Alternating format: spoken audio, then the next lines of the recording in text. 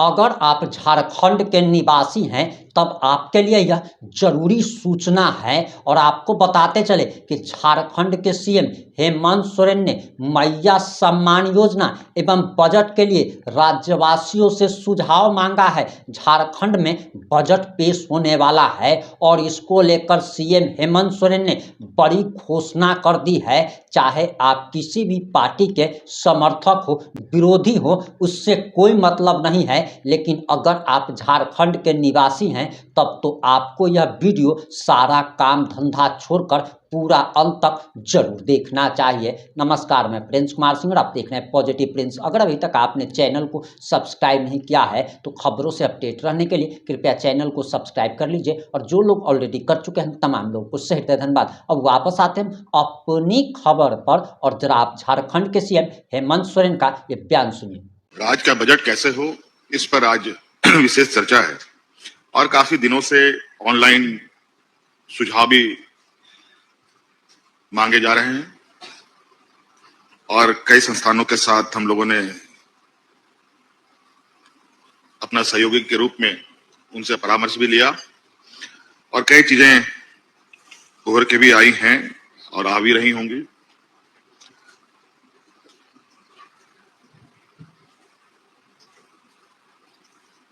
झारखंड प्रदेश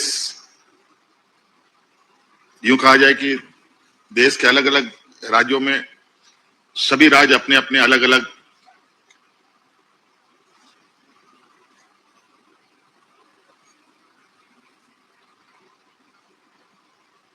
कहा जाए कि अलग अर्थव्यवस्था, अलग कार्यशैली, अलग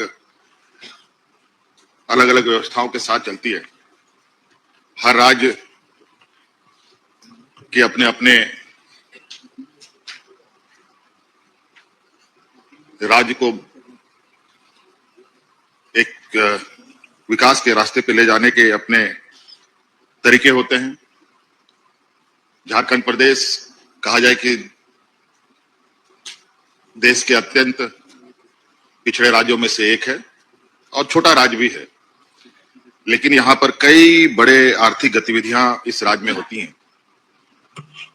माइंस मिनरल्स के खनन कार्य हमारे राज्य में बड़े पैमाने पे होता है। देश की अर्थव्यवस्था में हमारी भूमिका तो बहुत बड़ा है।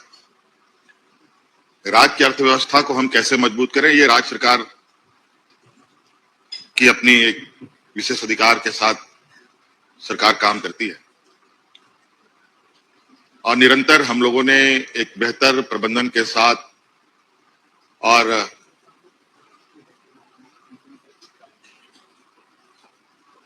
आर्थिक समृद्धि की ओर भी हम लोग कदम बढ़ाते हुए निरंतर आगे बढ़ रहे हैं। और चूंकि ये नया राज्य भी है, ये 25वां साल झारखंड का चल रहा है। 1 लाख करोड़ से अधिक के बजट में आज हम लोग हैं और मुझे लगता है कि ये आने वाले समय में ये लगातार इसमें वृद्धि भी होगी क्योंकि डिमांड भी उसी तरीके से है। और मैं अभी कई देशों की यात्रा करने के बाद कल ही लौटा हूं। वहां की चीजों को भी मैंने बहुत करीब से देखा कि वहां किस तरीके से लोग की जीवन शैली, वहां के किसानों की स्थिति, वहां के शहरों की स्थिति, वहां के उद्योगों की स्थिति किस तरीके से विकसित होती है। तो कहीं ना कहीं कई नीतियां ऐसी होती हैं जहां अलग अलग क्षेत्रों को प्रभावित करती है, चाहे उद्योग हो, चाहे कृषि हो, चाहे पर्यटन हो। और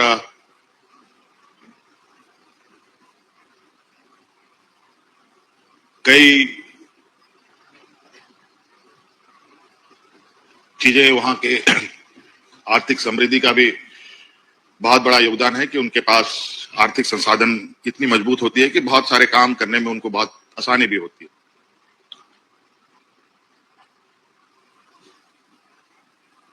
हम लोगों ने भी विगत दिनों कुछ टारगेट के साथ काम करना प्रारंभ किया है। जैसे टूरिज्म पर थोड़ा फोकस है, एग्रीकल्चर पर हमारा फोकस है, स्पोर्ट्स पर फोकस है, एजुकेशन पर फोकस है, आधारभूत संरचनाओं पर भी फोकस है। और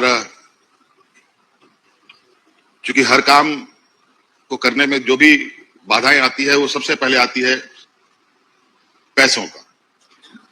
पैसे कहां से आएंगे? शहरीकरण बढ़ रहा है हमारे राज्यों में, पूरे देश में।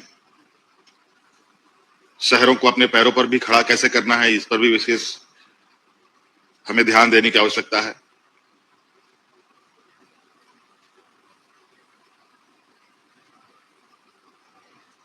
गांव से लोग प्रखंडों में आकर के अपनी बेहतर भविष्य तलाशने का प्रयास करते हैं।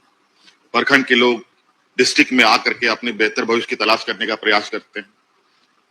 डिस्ट्रिक्ट के लोग राजधानी में आकर के अपने बेहतर भविष्य की तलाश करने का प्रयास करते हैं। तो इस तरीके से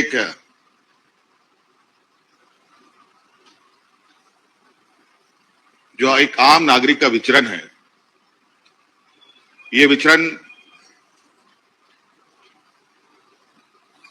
अनवरत ये एक साइकिल है जो चलेगा। तो हमें भी अपने अर्थव्यवस्था को उस तरीके से ही चलाना पड़ेगा जिसके माध्यम से हम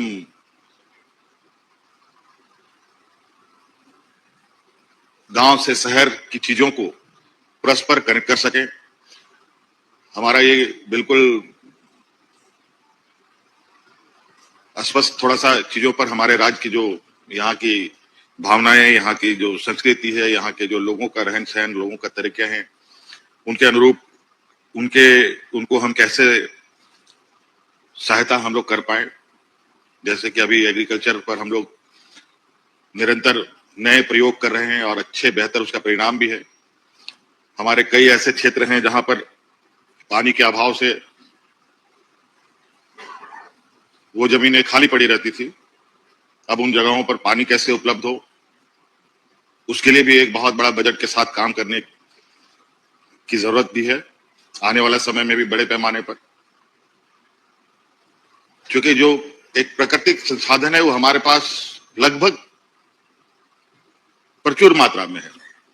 हमारे पास बड़े बड़े वाटर रिजर्वायर हैं, लेकिन उन वाटर रिजर्वायर का हम अच्छे बेहतर प्रयोग नहीं कर पाते, उनको हम गांव तक नहीं पहुंचा पाते हैं, उनको हम अपने किसानों तक नहीं पहुंचा पाते।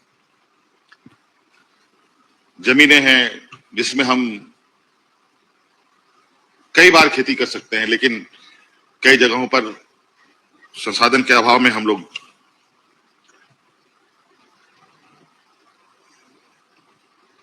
उसमें भी कहीं थोड़ा पीछे हो जाते हैं। अब चूंकि नया जनरेशन भी आ रहा है, नए जनरेशन की एक डिमांड अलग है। नई जनरेशन अब थोड़ा सा एग्रीकल्चर साइड से हट करके एक नए रास्ते की तलाश में है।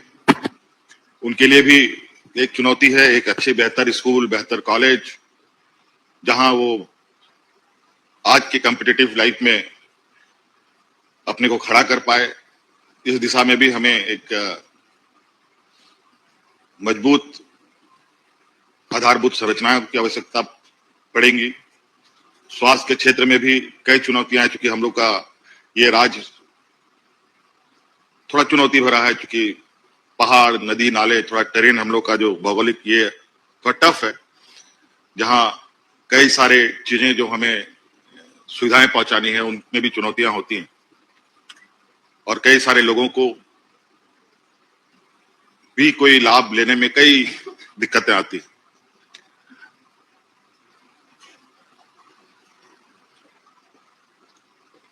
मुझे लगता है कि आज ये समय है,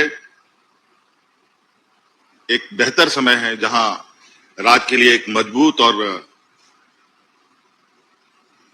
बहुआयामी एक बजट की आवश्यकता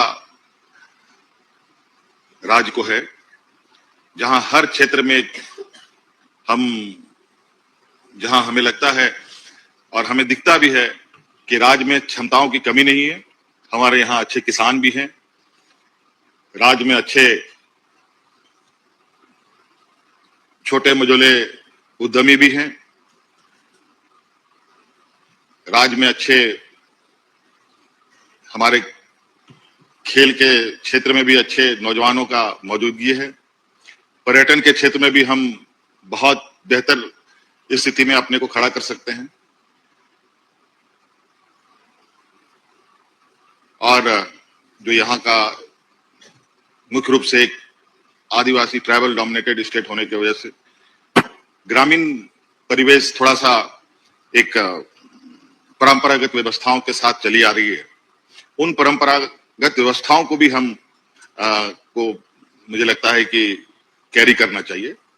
उनके लिए भी, क्योंकि मैं कई चीजें देखता हूं बहुत हमारे राज्य में जो हमारे पास क्षमताएं हैं, जैसे एग्रीकल्चर प्रोडक्ट में अगर हम कहें कि लाह का उत्पादन, देश का हम लोग पहला राज्य है जो सबसे अधिक लाह उत्पादन करते हैं, लेकिन उसका वैल्यू एडिशन नहीं कर पाते। हम तसर सिल्क का जो कोकून है वो हम देश में सबसे अधिक उत्पाद करते हैं, लेकिन उसका हम बेहतर उपयोग नहीं कर पाते। तो इन सब चीजों पर भी हम आज एक अच्छे स्थान पर जा सकते हैं। आज जिस देश में कोकून होता ही नहीं हो, तसर बनता ही नहीं हो, लेकिन वहां सिल्क के नाम पर आज दुनिया में सबसे नंबर 1 देशों में तो वो गिनती में आते हैं।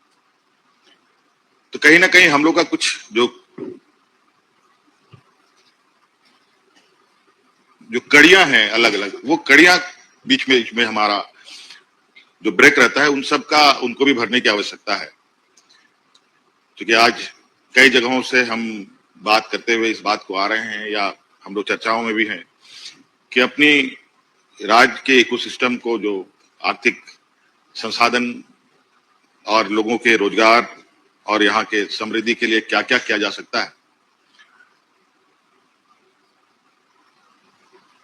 उस पर निश्चित रूप से हम लोग अब एक मजबूत रूपरेखा के साथ आगे हम लोग जाएंगे। मैं अभी ही पूछ रहा था कि जो हम लोग आज यहाँ बजट संगोष्ठी में बैठे हैं, कई राज्य ऐसे हैं जैसे तिरुपति है और कई ऐसे धार्मिक स्थल है जहां पर वो अपनी एक बजटीय व्यवस्थाओं के साथ इतना बेहतर तरीके से चीजों को संचालित करते हैं। वो उनका क्या मॉडल है, उनका किस तरीके से चीजें होती है, वो मैं जानने की कोशिश कर रहा था, तब तक मैं आपके बीच में आ गया। तो ये बात है कि कहीं चीजें कुछ जगह पर अच्छी तरीके से भी काम कर रही है, और हमें भी थोड़ा अपने लोगों को सरकार के बजट के साथ जोड़ना पड़ेगा, उनको भी एक जिम्मेवारी देनी पड़ेगी। मैं अभी जिन देशों में, अब आपकी क्या प्रतिक्रिया है? अपनी प्रतिक्रिया जरूर दीजिएगा। जुड़े रहे हमारे साथ। जय हिंद, जय भारत।